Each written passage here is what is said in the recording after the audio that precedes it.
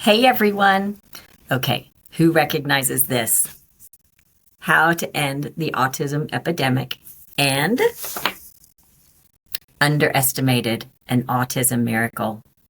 I am so excited to share today's podcast because I am honored and privileged to bring you the J.B. Handley.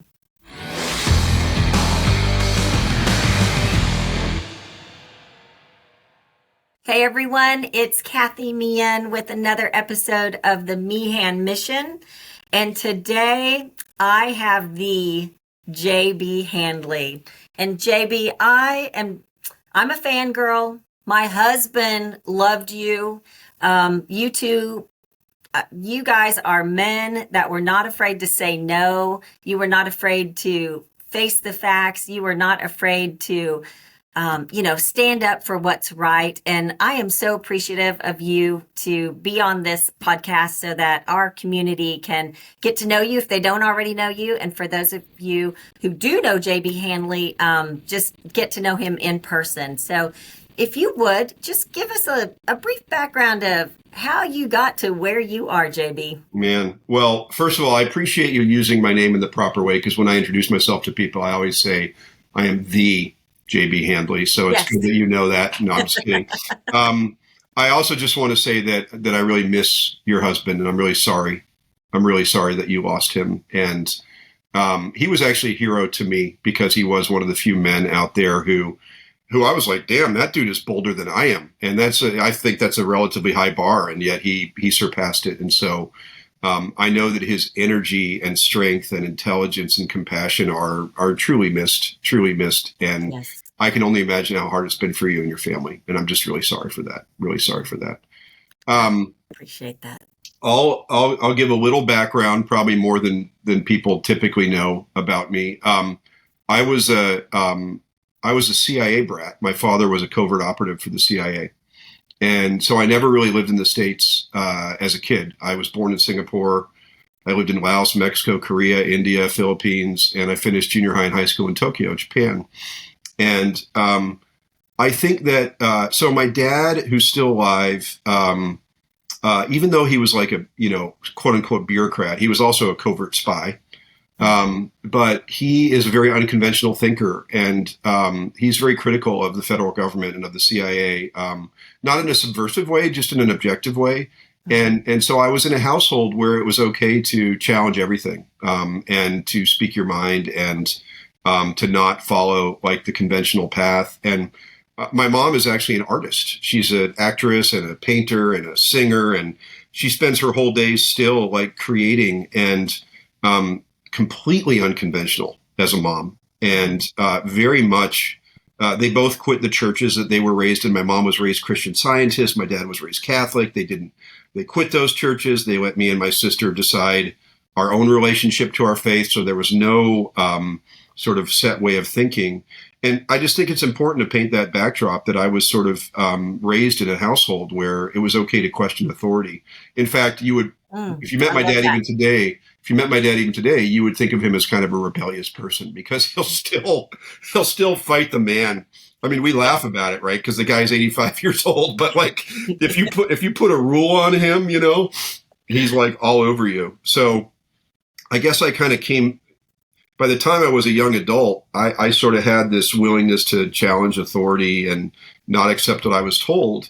And it's funny because during COVID, I really had to like think more philosophically about this, right? And there was this essay. I'm going to remember the name of it while we're talking, but it was like the 4 quadrants of conformity, right? And the smallest quadrant, and this is like measuring the human population, is the loud nonconformists. Okay, it's the smallest quadrant by far, percentage of the population. And the guy who wrote this article, Quadrants of Conformity, you could Google it and I'm sure you'd find it. First of all, it gave me comfort during COVID, because I just couldn't believe, even among close friends of mine, how much people were like sheeping along with their lives. And I was like, oh my God, I was probably born this way. I look at my parents and I'm just a loud nonconformist. I can't help it. And it's not a surprise that most of the people I can think of who are kind of in the autism movement are probably in that same quadrant. And I think the Nazis figured this out early on because they went and shot all those people. Mm-hmm. And now it makes sense. And Big Pharma and others have done their best to knock us out, probably also knowing that as a group, we're a smaller percentage of the population. So I am in that category. I've self-diagnosed myself as clearly there's the nonconformists who are waiting for others to lead them and they'll follow. But there's people like us who are out on the front lines. Bobby Kennedy is that kind of person. Right. Jenny McCarthy is that kind of person. Andy Wakefield is that kind of person. Like you can just kind of go down the list. Your husband, probably yourself, right. And we're as a percentage of the population, we're tiny. So anyway, I went to a very conventional college. I went to Stanford, where I met my wife, and so I only tell you that because even though I had a nonconformist bent to my personality and the way I viewed the world, I was still following the system and benefiting from it. Oh, I get good grades. I get to go to a great college. Oh, I get to go to a great college. I get to have a great job. Oh, I was just playing in the system, just happy-go-lucky, living my life. I went into management consulting out of Stanford. Then I went into private equity. Then I founded my own private equity firm. Like these are all very, very conventional choices. And I'm like if you want to use the word privilege or whatever, like I was privileged in every way. I had money. I had a nice house. I had a beautiful wife who was very smart. Like everything was going great. Had our first son, some issues, nothing that we noticed, and he kind of got through them. Of course, we were vaccinating exactly as the pediatrician told us to. Yes, sir. Right. Like now what do I do? Right. Very simple at the time for me, logic. I want to keep my baby alive. This pediatrician has been in business for 30 years. I've never changed a diaper. I'm going to listen to him and keep my baby healthy, just like everybody who's listening has the same thought process. And then, man, shit just went so wrong. I mean, so Jamie is born in 2002. I think that there's so many moments, right? But after the 2-month full body eczema, can't sleep at all.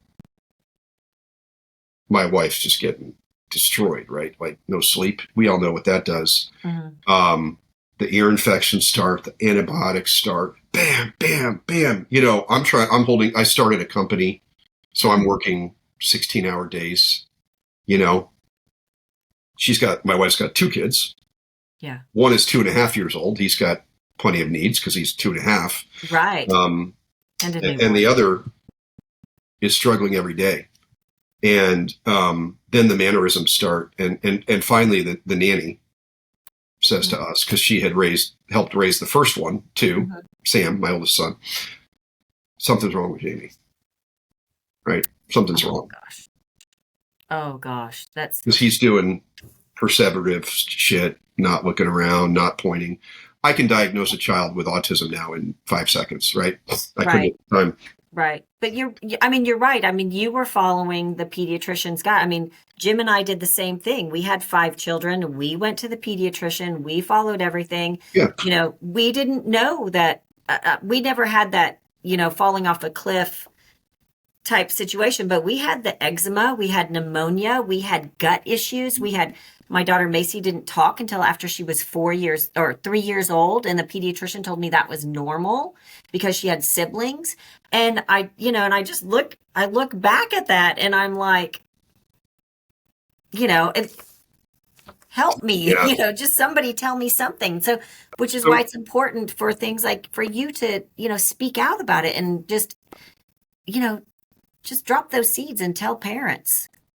Kathy, I'm gonna put you on mute for about 5 seconds so I can have someone open the door for me.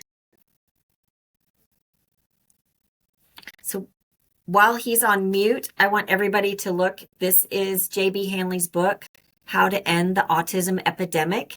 This is a must read, and it's actually one of the go-to books that I recommend for parents that are, struggling with questions and just, if they want a firsthand experience of how to research vaccines, get this book. It's the story of JB and his journey through, the autism epidemic. Okay. So thanks. Commercial. Shit goes, I appreciate that. Yeah. Shit goes sideways with Jamie. And I apologize, by the way, profanity is part of my lexicon. So those of you I'm offending, sorry, not sorry. No, that's where this podcast goes. We're real life. Yeah. That's just how I speak. I was raised by a CIA agent and they all talk, that way. So anyway, I can still picture my wife and I, we had two computers because we each we're side by side on the terminals researching like crazy people. Man, we hit the lane of what at the time was like Yahoo discussion groups, right? That was all that was available to us about what was happening to our kids. And we started to learn about how many there were. Like, I didn't know that autism was already like spiking and that all these shots had just been added. I was a military brat. I wrote this article called The 70s Most Vaccinated Child about myself because I was living in all these third world countries. And yet I got like 5 shots, even with like, even with like going to Laos and Mexico and all these places. And I got more than most. So I thought it was totally safe and normal. Anyway, we discover what we believe to be the truth about what had happened to Jamie. In a fit of kind of rage and outrage, my wife and I start an organization called Generation Rescue, just out of our house. And our singular goal, and it's always been the goal, it's still my goal, is just to inform parents, right? Right. I wish someone had informed me. I had the capacity to think outside the box. I would have stopped, right? I would have stopped if I'd even known an inkling. And I was in an era, I remember Jamie was born in 2002. It wasn't pervasive. Like I'd maybe heard like one whisper one time about vaccines and autism, but I really hadn't thought anything of it. But what's so funny, Kathy? People talk about how Wakefield started this all in 98. No, he didn't. No, he didn't. It didn't create a worldwide panic. In 2002, when Jamie was born, I never heard of Andrew Wakefield. Like no one had heard of him. There was nothing. So we got into it. And then again, just, I probably didn't have the bandwidth to start a nonprofit and go public like I did, but I was so angry. Right. I was just so angry. And it was an expression. It was a way for me to put my anger to work in a manner that was at least quasi-productive, and everybody loves that scene of me on the doctor. So I'm like, you got to, and I mean, that's just, I'm going to put that clip in here. Vaccines are really the one thing we have looked at as causing autism. I agree with you. That is completely bogus. That is such a bogus statement. How many vaccines have they looked at in these studies? How many? What's the answer? It's 2. How many ingredients have they studied of 35? What's the answer? It's 1.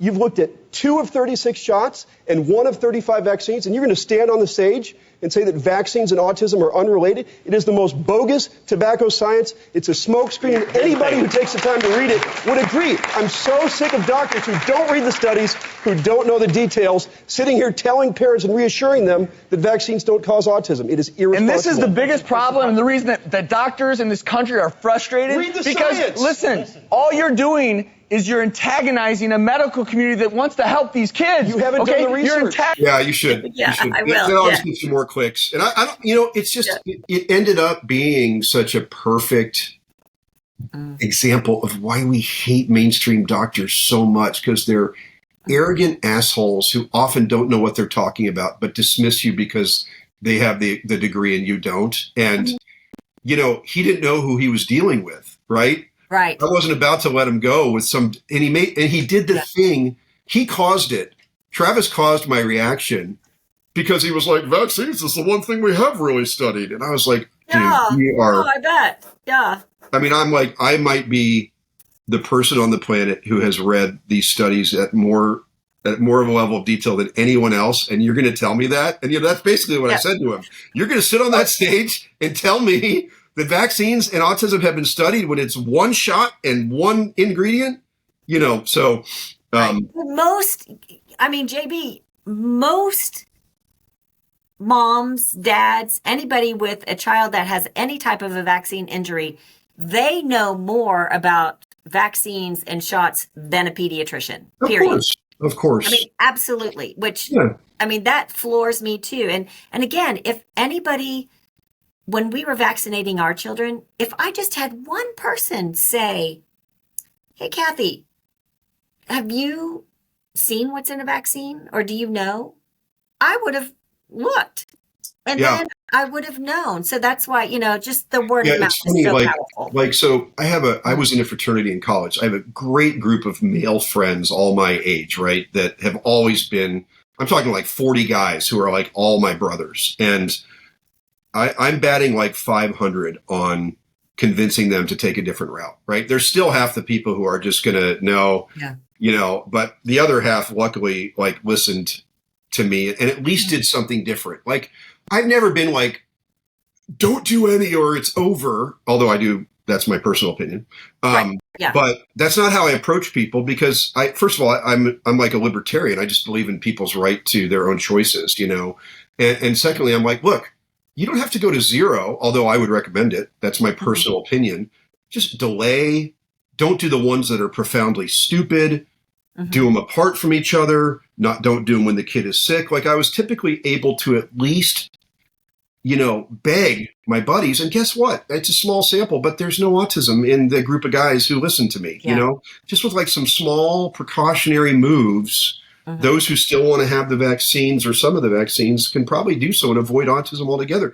That's what's so maddening about this whole freaking thing is I think we could find a happy middle ground, right? And avoid a ton of this. But instead, the idiots in public health, and if people don't think they're idiots now, I don't know what to tell you. Like, I knew they were idiots before COVID. Okay, they nearly ran our country into the ground. Our debt has quintupled since COVID. If you still think they're reliable, I can't help you anymore, man. No. 6 feet apart, masks, shots. Like, really? If you're still buying that, like, you're done. So you're on your own. Yeah, exactly. So anyway, to go back to the story, so we started Generation Rescue. That took on a life of its own. Then Jenny McCarthy got involved and kind of took it to like a whole different place. So grateful to her. She remains a very, very important person in our life, my wife and my life. Jenny's like a sister to me and one of the most courageous humans, one of the highest integrity humans that you'll ever meet. Put her whole career at risk, her whole public persona at risk to tell the truth. And she will be massively exonerated when this whole thing finally comes crashing down because she was sitting there on TV, in print, everywhere she could, pounding the table and telling the truth before it was popular. She had to have a bodyguard. She lost a million opportunities to make money. Anyway, she takes Generation Rescue to a whole new level, which was honestly a great relief for me because it's tiring to run a nonprofit. And Jenny's the kind of person who loves to, she's a doer, right? She wants to do it. So it was remarkable. Like, Jenny, it's yours. You can do more good than my wife and I could ever do on our own.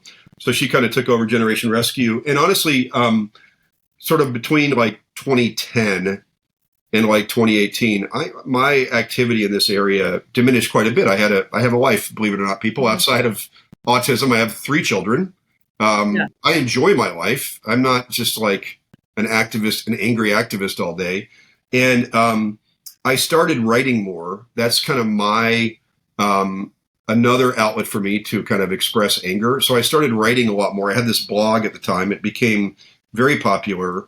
And a publisher reached out and they were like, the stuff you've written here could make a great book. And that's how the 2018 book came to pass, How to End the Autism Epidemic. It's definitely it's probably the achievement. Thanks, Kathy. It's probably within my autism activist lane of my life. That book it was just a great way to kind of put that phase of my life to bed because it's like, it's all right there. And I guess I'm happy, sad that 7 years later, nothing has, on the one hand, nothing has really changed. On the other hand, everything has changed, right? Because the person who wrote the foreword to my book is Bobby Kennedy. And look at him now. So I think we're on the cusp of radical change. The only thing I know for certain is that Bobby Kennedy has now access to the real data. Right. Yes. And, right. you can say whatever you want. That's fine, but at some point, we're going to see the numbers. And I hate to break it to people. This isn't that fucking hard. Okay. So It's not. I'm 55 years old. I know how many kids I knew with autism. I was at a public school in Virginia for 2 years, 5th and 6th grade, in Northern Virginia near DC. I didn't know one. Not one. Never met a kid with autism.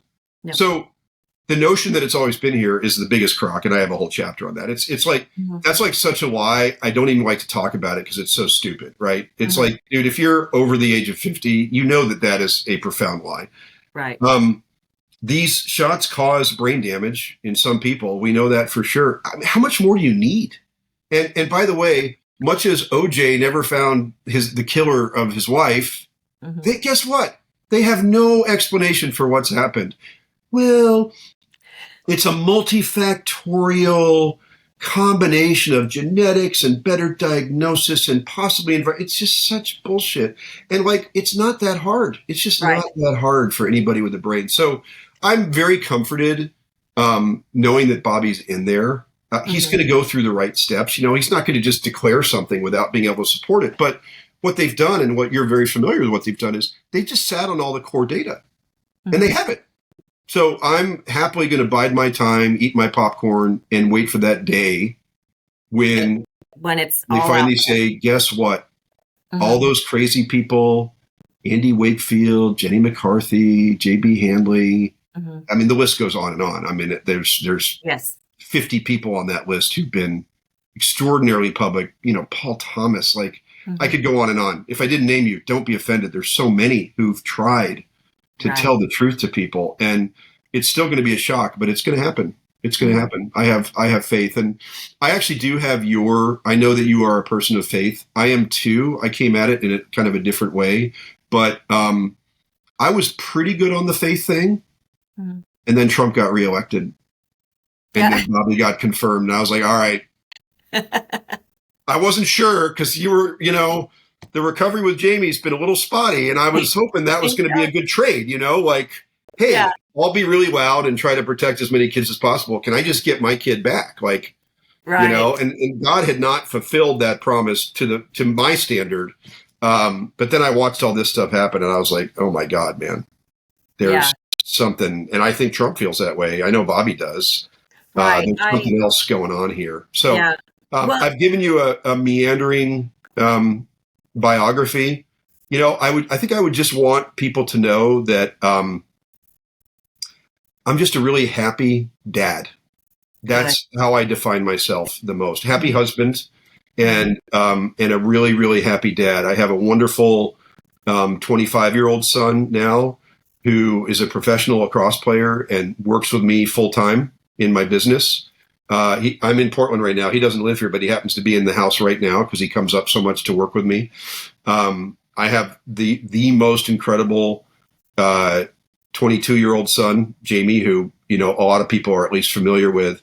And I have an amazing, amazing daughter. I am so lucky to have a daughter who is a senior in high school and is headed to college to play lacrosse, just like her older brother. She's an elite athlete and a wonderful, compassionate, caring human being. And as I've gotten older, I've had to strike a balance between the anger and the outrage that I feel for what I don't believe that Jamie is living the path that God intended. And that's very frustrating for me.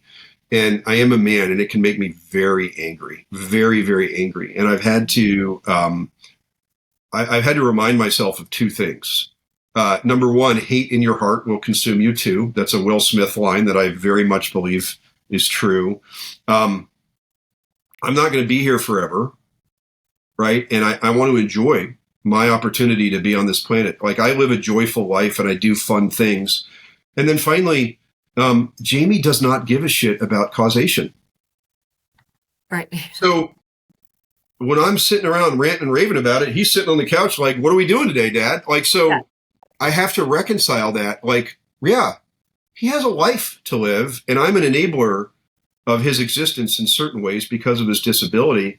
And if I'm spending all my time ranting and raving about causation, that's one less hike I go on with him. That's one less time he goes out with his buddies. That's one less bike ride. That's one less, trip to the beach or whatever it might be. And so I find myself, as, we all sort of start to appreciate our age, thinking, well, shit, how do I balance these things? And it's why my writing has been such a wonderful tool, because I can just put it out there. Right.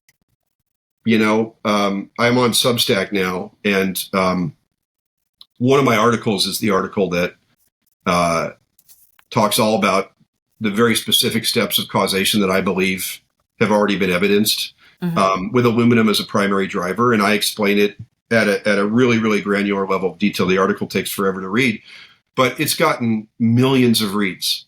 And I take great comfort in that. Okay, I've contributed to this conversation, right, God? Like, okay, I've done something. And yet at the same time, I have the bandwidth in my life to live my life, enjoy my life, this limited time we have in this beautiful world that is still a beautiful world, despite public health and doctor assholes. And so there you go. So there's my non-truncated biography that I hope gives a little bit more color into kind of how I found myself in this position. Yeah, well, it's a journey, obviously, that we don't ever want any parent or any person to experience. And I think both you and I have met thousands of people that have gone on this journey. And what even with the death of Jimmy, it's like I could be angry, you go through all these emotions and everything. And I think really what's gotten me through is just finding what is the positive. And, where, like I said, now we do some amazing things with cancer patients now that we would not have done had Jimmy not gone through this journey. And it's, every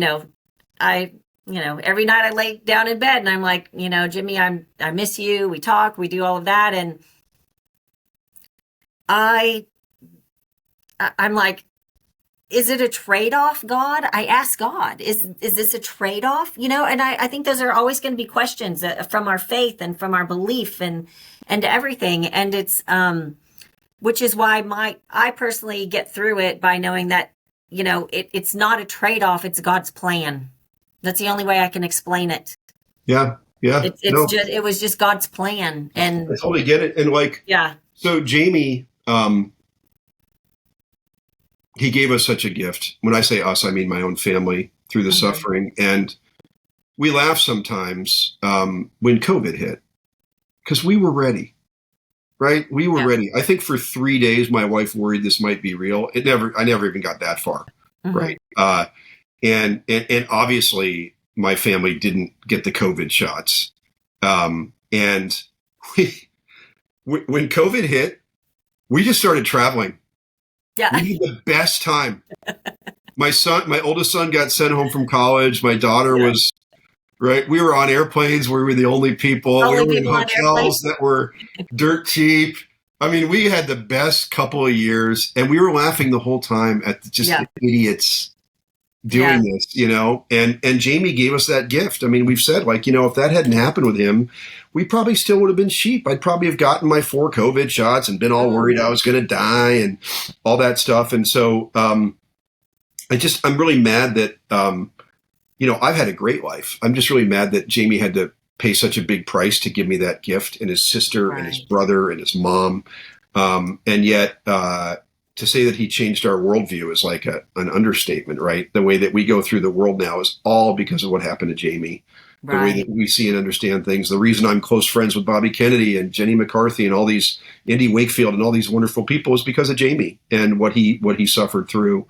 And I try to see that silver lining on it at the same time. Yeah. So yeah, it is difficult.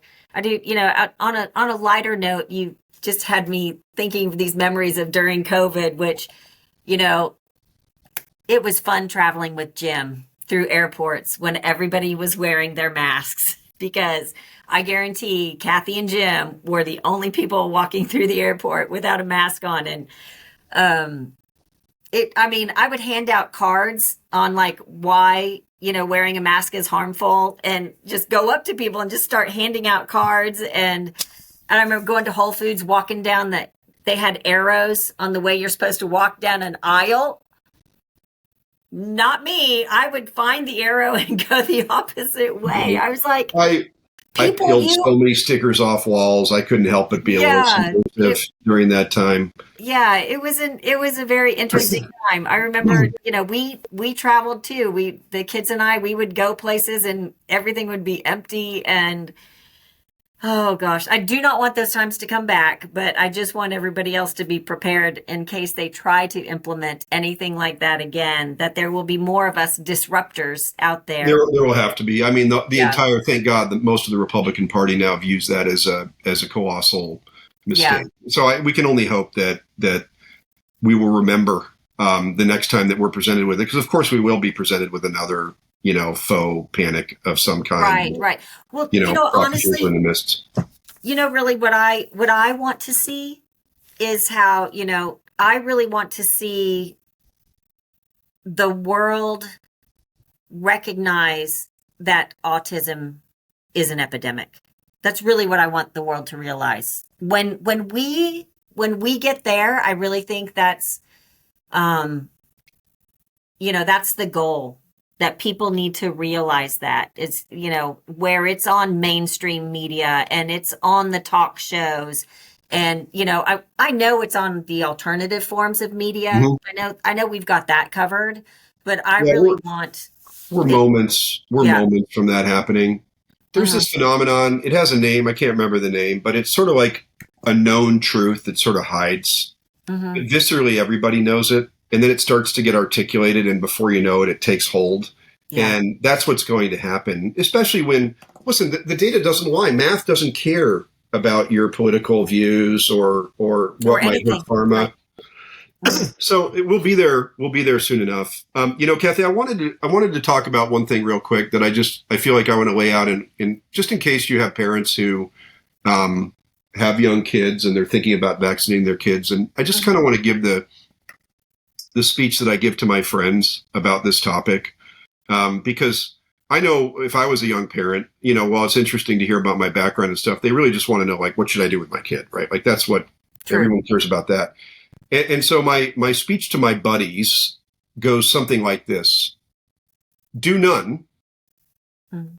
That's the best choice, because we don't know what the hell's going on, right? So it's just from a data standpoint. They don't know what these do because they never tested them. So do none. Mm-hmm. Okay, you can't handle doing none. Your wife can't handle it. Your parents, you. I get it. I understand. That seems too. You're worried that you're going to let your child die if you do none. I totally get it. And so if you can't do none, then do me this favor first. Treat every single needle like you would a surgery. Know as much about what's in that needle as you would if your baby was going in for surgery, okay? And let's lay the list out of shots, and let's lay the list out of shots in the 1980s, okay? Can we just cross out every shot that wasn't on the list in the 1980s? Because you and I grew up in the 1980s and people weren't dying in the streets, okay? So now we just knocked like 2/3 of the shots off the schedule, okay? Now we're down to this much shorter list.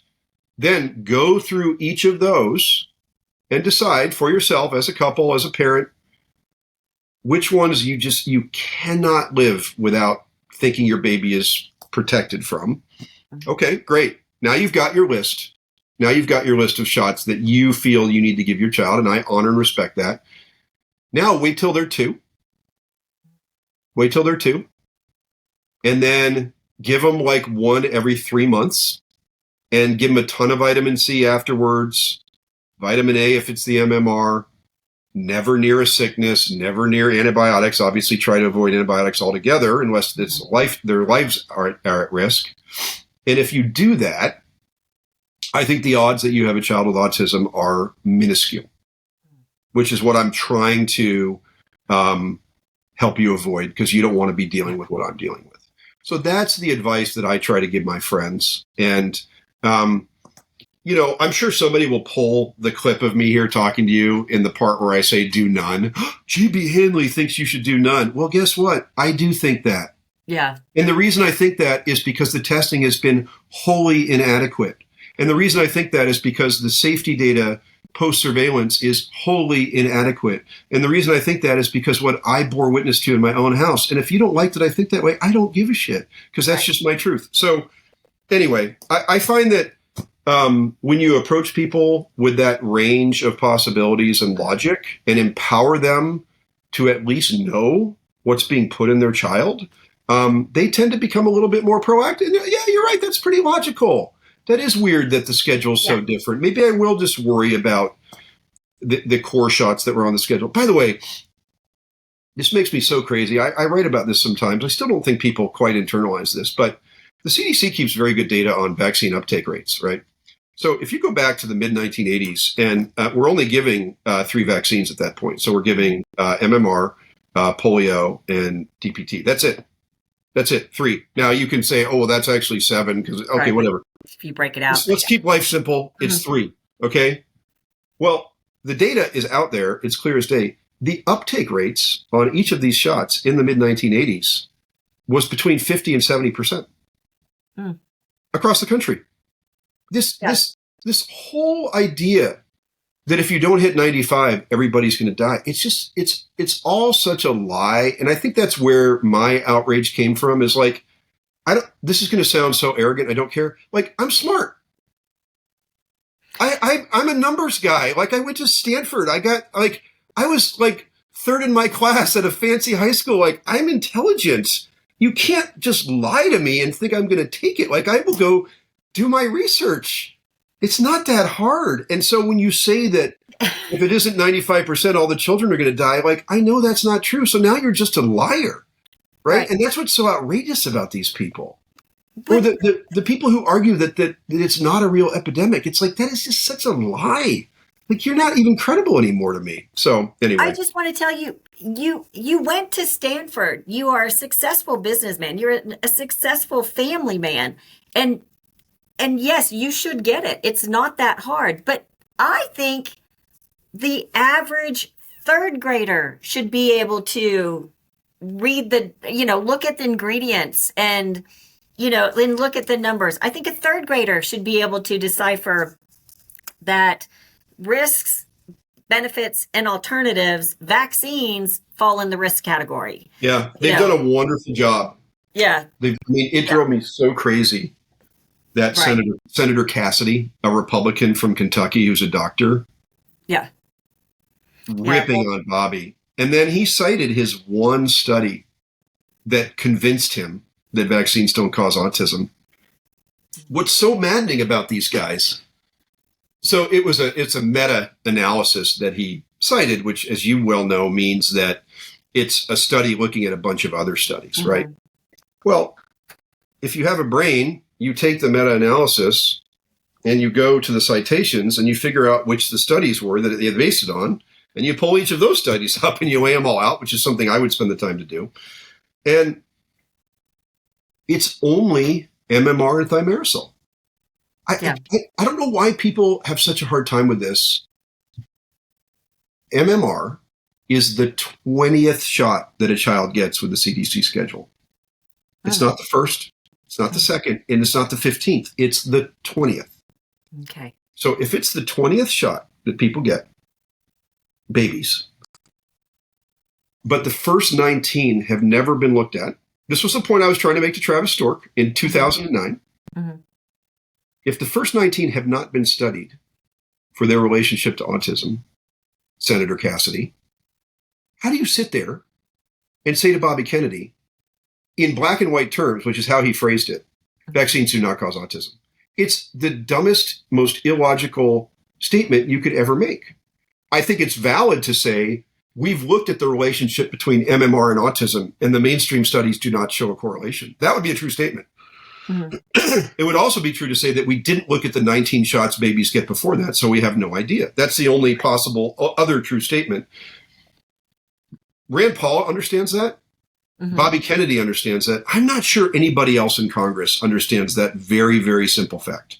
And they've done a wonderful job of marketing messages that obscure the reality of what has been studied. Now, the MMR studies are all very flawed in their own ways. But once again, my son was sick well before MMR. I hate to break it to you. And in fact, Right. here's the irony, Kathy, that people also don't seem to get. MMR was on the schedule in the 80s, and the autism rate was 1 in 10,000. Do I believe that some children have their most severe reaction to MMR? Oh, absolutely. I've met Jenny McCarthy's son's heart stopped. Do I believe that MMR may end up having been one of the most damaging? I absolutely do. But I don't think that's what triggered the autism epidemic. I think it was the addition of Hep B and Hib, which are loaded with aluminum, given right after birth. And then I go through, like in one of my articles on Substack that I talked about, how then MMR can be a real knockout blow for a kid who's already overwhelmed. But the fact that we can't even talk about this nuance of those first 19 shots, never been studied at all, is an embarrassment. And whoever fed Senator Cassidy that study, well, first of all, he's a moron for not being able to read the study for himself and internalize that, hey, wait, this doesn't cover the first 19 shots. What's going on here? That's fraudulent to make a claim that vaccines don't cause it when we've never looked. But then the people who fed him that stuff, like the Paul Offits, Paul Offit knows the truth. Paul Offit's actually smart. Peter Hotez is an idiot. Yeah. Paul Offit is actually smart, which makes him a way more devious liar. In my opinion, Paul, fuck off, don't sue me. Right. I'm waiting for him to convert. He's going to when all the data comes out, Paul Offit has nowhere to turn but convert. I bet that he converts. I really do. Let me still be clear, Kathy. He's still going to hell. Well, yeah. I mean, because he's hurt so many children. He's going to have to convert. Yeah. There's nowhere else that he can. Yeah, it was funny. Like on the COVID vaccine, he was very metered. He's been very balanced. And I don't want to say I appreciate that, because I still view him as the mortal enemy, just because I think he's the most devious liar, because he's smart enough to know that the things I'm saying are true. Right. Yeah, and yet he still persists in making these claims because he's part of the marketing message of safe and effective. And he can't let go of that, even though he knows that what I'm saying is true. He does. Hotez, I'm just picking on the two guys who are the most pumped. Right. Hotez is a flaming moron. I have no idea what that guy's problem is. He doesn't seem to understand this stuff. Offit's a whole different creature. Very smart, very savvy, very compelling in a public forum. Very, very good. I respect his abilities. I don't respect him because I think he's amoral. But he's a liar. He's just a liar. That's the biggest thing.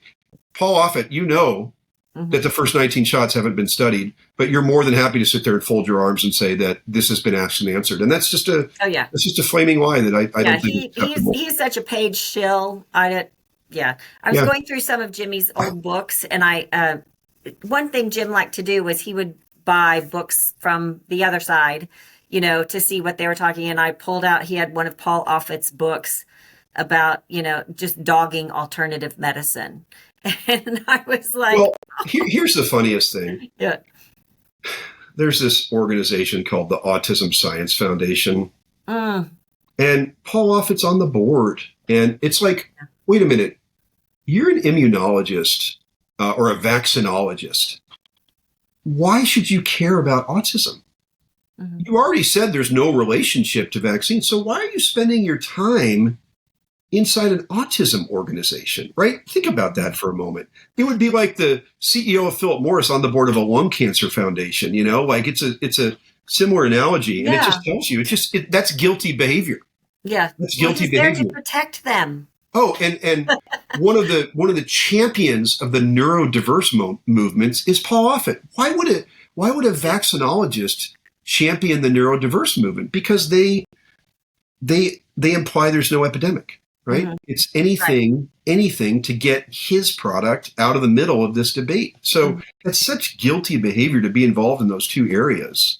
I hope that starts to be clear to people. And I think that Paul Offit and Peter Hotez and the people like him, I hope they become the number one villains of our society, right there with Tony Fauci. They deserve to be. That's exactly what I was going to say. They deserve to be. I'm sorry. I hope they are metaphorically drawn and quartered. And I mean that in the sense of, I hope their reputations are ruined.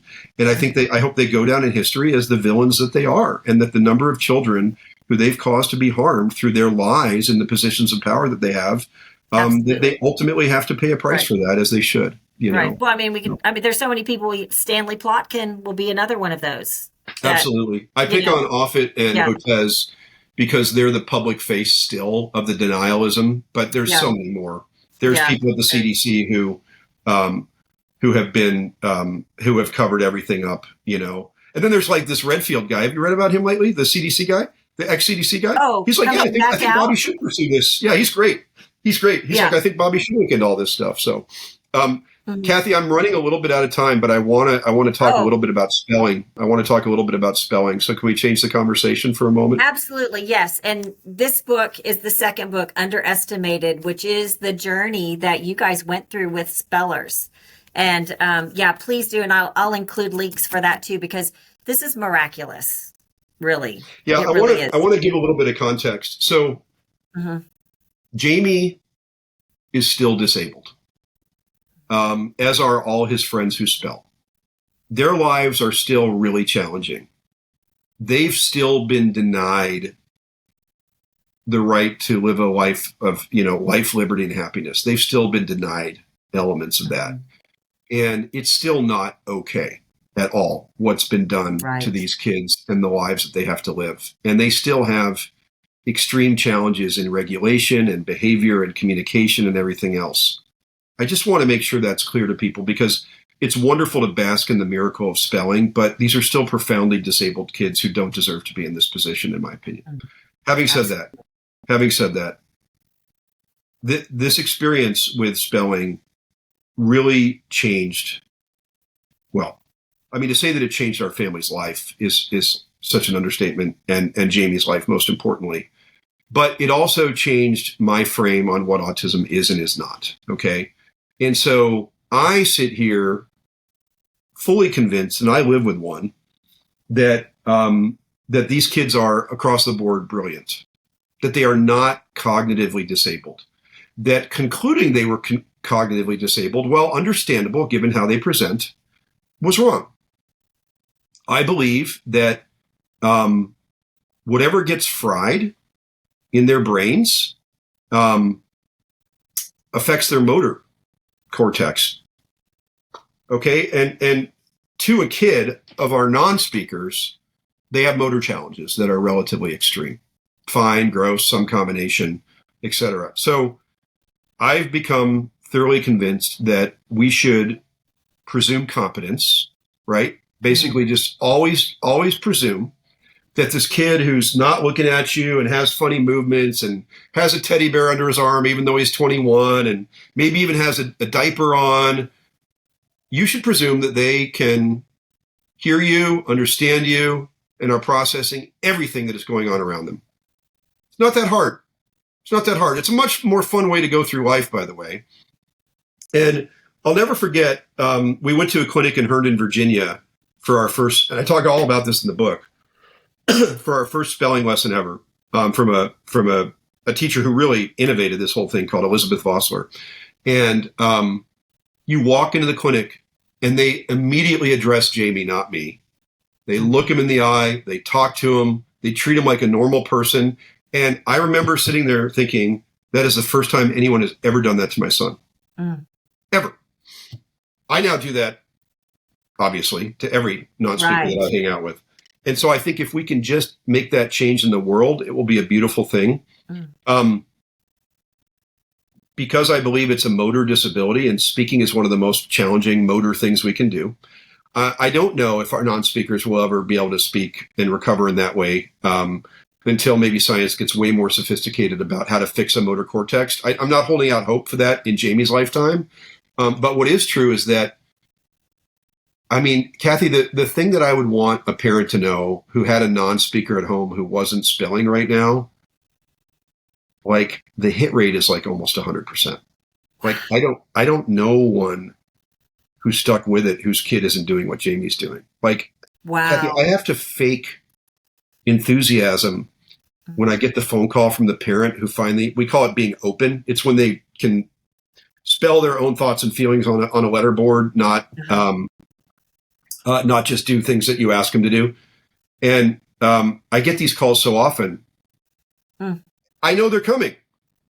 If Yeah. you put in the time, your kid will learn to spell. That's the thing that I want parents to really appreciate, because I was just like you, whoever you are listening, where you have a non-speaker and you haven't tried this.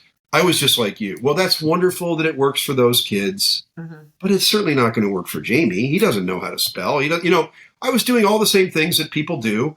And then I was like, I wanted some like test to figure out if Jamie could possibly benefit from this. That's just wasting time. Just start spelling and just trust me, it's going to work. Like it works with all of them. I've seen so many. And then I just want to address, because this makes me so frustrated. There is this group of haters. There's this group of haters. I do not understand why there has to be a group of haters. So look, I can sort of get it. So most of them have like kids with profound autism, whatever that means, severe, whatever that means.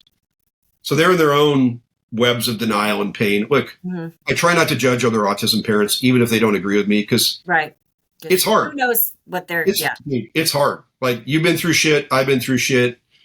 You think what you think. I think what I think. Whatever. We have more in common than not, because we have a kid who needs us. So, but when you're teaching a kid to spell, you hold the board. You don't hold the kid, you don't hold their hands, but you hold the board. And it's possible you move the board a little, right? And so they'll like isolate videos of this. Oh, they're moving it, this and that. Yeah. So, okay, fine. That's a criticism. I understand where it comes from. And on some level, they think they're doing right because they want to protect these children from exploitation, right? That if it's ventriloquism, then that's not nice, right? You're denying them the right to their actual communication. So that's kind of the argument that they make. And I understand the argument. But Jamie types on a keyboard and nobody holds it. And when you ask him how he got to this point, did he need the held board in between? He says yes. So it's sort of like someone's riding a bike, but they needed the training wheels, and now they're just on the bike. What are you going to say? Yeah. What are you going to say? So that, and by the way, Asha, which is the Darth Vader of this community, because they're the speech hearing, like if you're a speech pathologist, you belong to Asha. They say very clearly that a mounted device is reliable communication, right? Mounted means someone's not holding it. Okay, so in the movie Spellers, which anybody can pop onto YouTube right now and watch, just go to the end. We purposefully waited till the end of the movie to show Jamie typing on a mounted device. And the purpose in doing that was to say, fuck you to Asha for denying that what my son is doing is valid. And every day, Jamie types on a keyboard just like you and I do now. He's on a flat board. And it was so much harder to go from a held board to a flat board than it was to learn to spell in the first place. There's something about the energy of the person sitting with you and the child. It took us so many hours. It took us so many hours, but we got there.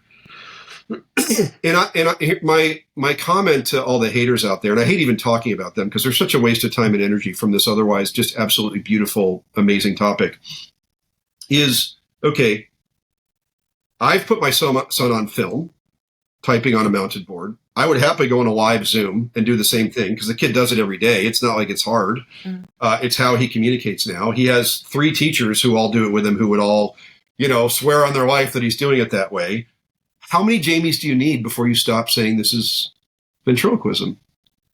Would 2 get you? Is 1 enough? Is 2? How many do you need? How many people do you need to watch riding a bike, like to say, oh, they're riding a bike. Really riding a bike. Yeah, no, absolutely. So it's crazy. And the only reason I care, and by the way, haters who always pick apart videos that I'm in, fuck you. And I don't care about you, and you're wrong.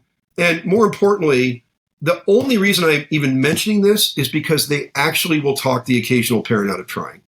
That's the only part that makes me mad.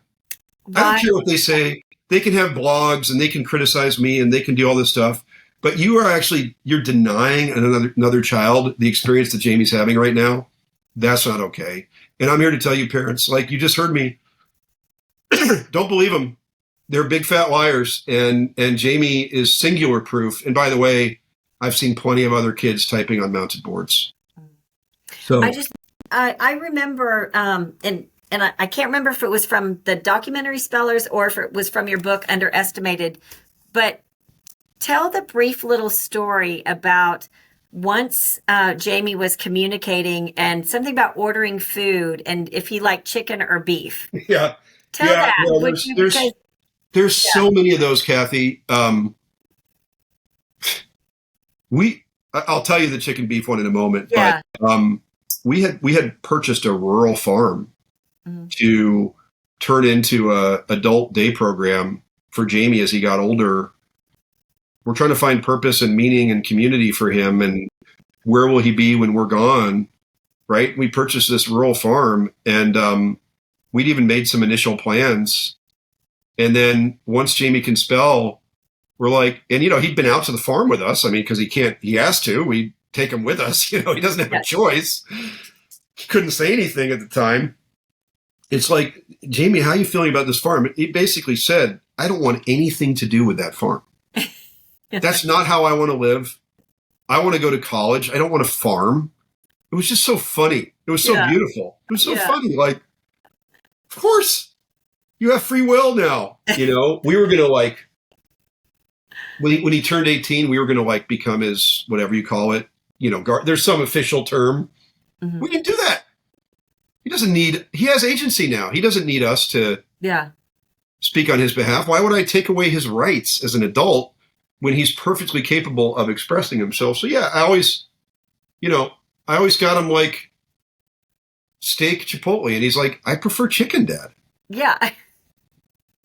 But that was a funny one.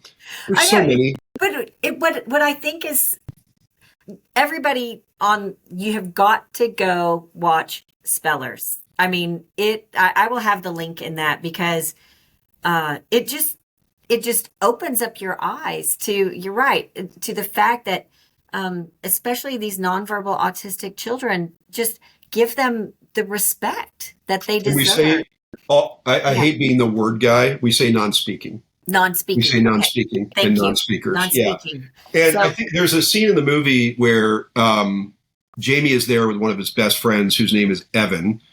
And they're there with Dawn Marie. I'm actually in the background. Dawn Marie is the most amazing, I think, spelling teacher in the world.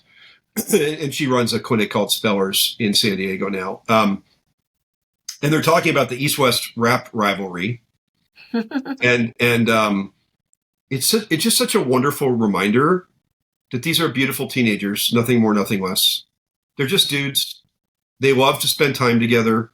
And I love that scene probably the most. And we shot it right at the end of making the movie because there was this school in Pennsylvania who we had a wonderful clip of, and then they decided we were all anti-vaxxers and they didn't want to be in our movie. So they bailed. They said, we don't give you the rights anymore to include us in your movie. So we had this space in the film. And Dawn Marie was like, why don't we film them talking about hip hop? It's like, yeah, that's a great idea. And we did. And it's in my opinion, the best part of the whole film because it so fully humanizes these guys for how they actually are. Mm-hmm. And I know someone's going to ask about the telepathy tapes, right? Which is about these non-speakers. And my quick answer is yes, all of them. So they're all. And, it's funny. Early on, we clearly picked up on the fact that Jamie was exhibiting what we thought were signs of extrasensory perception. Mm-hmm. And it was freaking us out, to say the least. And I have this one buddy from college who's a very high-profile neurologist and very, very mainstream. But he's always embraced what I've thought about what happened to Jamie as very plausible because he's someone who didn't get indoctrinated. He just has a strong mind and can think outside the box. And I called him. And I'm like, dude, I think Jamie's reading my mind. Mm-hmm. Do you think that's even possible? And he was like, JB, dogs have ESP. Do you ever notice the dog gets up before the parent, before they even walk in the house? And all animals do. All animals do. And, if you believe we're evolved from them, we probably always had that capability. And then because our communication skills are so powerful, it never needed to be developed. And so wouldn't it stand to reason that if you were denied some of those things, that you would work on those other energies? So I think what's the telepathy tapes has been fascinating to watch. Like it became so popular. And I've heard from so many people, and they all ask me the same question. They're like, have you listened to the telepathy tapes? And does Jamie do that?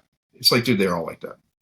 And that's like, parents have known that since they started spelling. Like, this is not a secret. Like, this is a widely understood truth. We tend not to talk about it because, like, it's hard enough for people to wrap their head around like a non-speaker spelling, and then you bring ESP into the mix, and it's like, whoa. You just have to give them small drips. Totally. Until they can... But I did just want to answer that question for anybody curious. Yeah, and I can't tell you how many calls I've fielded from parents I never tell parents that because, I don't want to overwhelm them.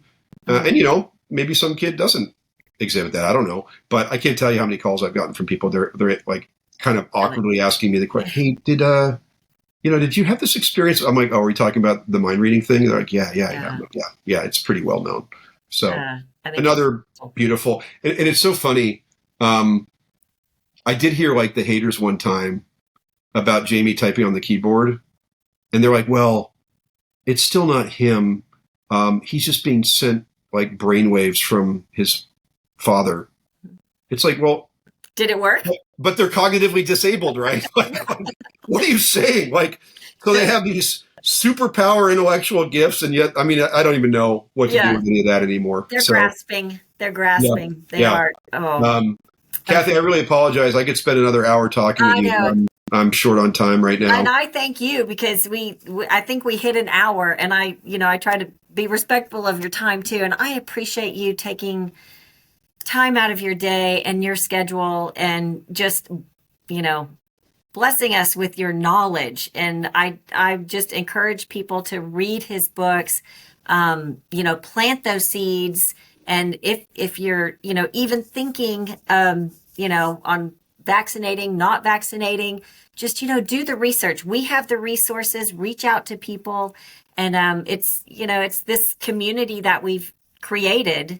And, that you were one of the first ones out there, JB, to really make an impact. And I thank you from the bottom of my heart for all that you've done. I appreciate that a ton. I'll just say in return that whether it was the causation thing or the spelling thing, there were people there way before me. Like part of what I think makes the community in both, honestly, so great is that we're all just like trying to do our part. Like, yes. Like you and your husband, you took your gifts and your skills and did your part in your way, right? And that's all you can ask. We're all different, and yet it wouldn't happen without the movement. And I think that it's generally an ego-free movement where everyone's just it's the kids. It's just, it's not okay. It's not okay. It is not okay what's being done to our kids. It's just not okay. You can't disable 20% of the population for stupid reasons and then pretend it's not happening. It's just not okay. And I think as people appreciate the data more and more, Bobby has done this unbelievable, he has raised the awareness of the chronic disease epidemic in ways that are just, it's unbelievable how much public awareness he's generated. And just do your part. Do your part. And by the way, it starts at home. Just avoid this. Don't be me. Like, it's not fun, guys. It's not fun. I could have avoided this. If I had a time machine, I would take it back there and I would fix all this and you'd never hear from me. Yeah. Don't be us. Like, do not be an autism parent. You can avoid being one. And, oh, he doesn't like autism. Come on. Like, it's a disability that I would rather my son didn't have. If you had a choice, who would choose autism? Nobody would. So we will continue this journey and we will be speaking out. And JB, thank you so, so much. You're welcome. It's great to talk to you, Kathy. Thanks for the time. Thanks for giving me the platform. You bet. Okay. Anytime.